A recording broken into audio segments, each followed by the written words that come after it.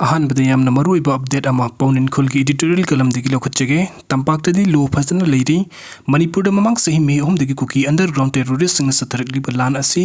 कैदंगै लोइगनी हाइबसे हाइब कनानासु ngamdri लान असि नोंग नोंगगी मसि मसि द कुकी अंडरग्राउंड टेररिस्ट सिंग मिटै पुरुप द बॉम अमरि नोंमै कापसिनदुना लांदारक पलेप्ट्री हौजिक थोकलिबा इरांग असि द लेबाक्सि आइन लेजिरबसु सिंग ददी आइन लेतबा चप मानरे कुकी मिलिटेंट सिंग तौनिंग बत तौबा लेंगाक सिंग तौनिंग तौजसनु हाइदुना उसिनदना लेबगी मवंग अमा उरी मोरेदा साम राइफल्स की गाड़ी फाउब थचिन कुकी मिलिटेंट सिंह हलनबगी वीडियो फाउब वायरल ओइखिबा लेख्रे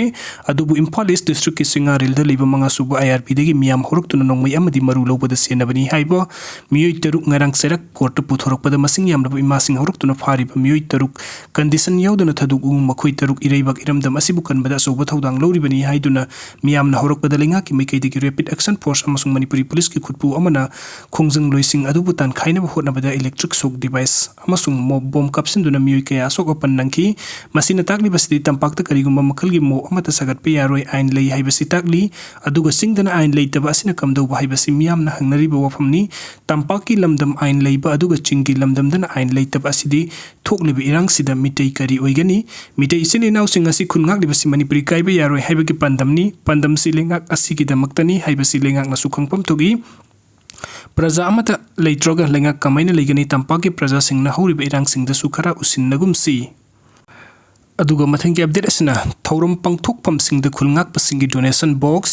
मणिपुर थोकलिबा थातारा सुगदौरिबा कंगलुप अनिगी इरांग असि हौजिक फावबा भारत लेंगाक अमदि मणिपुरी लेंगाक अनिना लोइसननबा होटनादे मदुना लान असि मखाताना लानथेंगनबा फियम अमदा लेरी हाइबा याई लान सोकनबा हाइबसते करी करी पोलम सिंग मथौ ताई हाइबसि वखल खरा खरा तारकलबा अंगांगदगी सिंगना मिपुम खुदिमकना लोइनमक खंगनरबनी हाइबा याई मदुना लानथेंगनबदा खुनगाकपा खुंजा volunteer सिंगना माइ पाकनबगी दमकता मथौ ताबा पोलम सिंग अदु वातना फंगहनबा हाइबसि एखोय मियामगी तौदबा याद्रबा थौदांगनी हाइबसि पुमनमकना खंगबिफम थोगी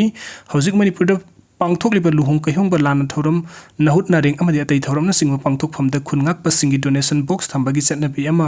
हौदोकलिबा असि अफबा खुंथांगनि हाइना खल्ली मदुना थौरम पांगथोकफम खुदिंगदा डोनेशन बॉक्स थमदुना लानथेंगनरिबा खुंजा volunteer सिंगना लानथेंगनबदा तंगाइ फदना संगदबा याद्रबा पोलम सिंग अदु वातनबा मियामना सेलगी थेंगबांग पीबगी हाइनबी असि थमसि मसिगी मथकता सनु निंगोन ओइरिबि लैसाबी मचा कयाना लंबीदा थोरक्तुना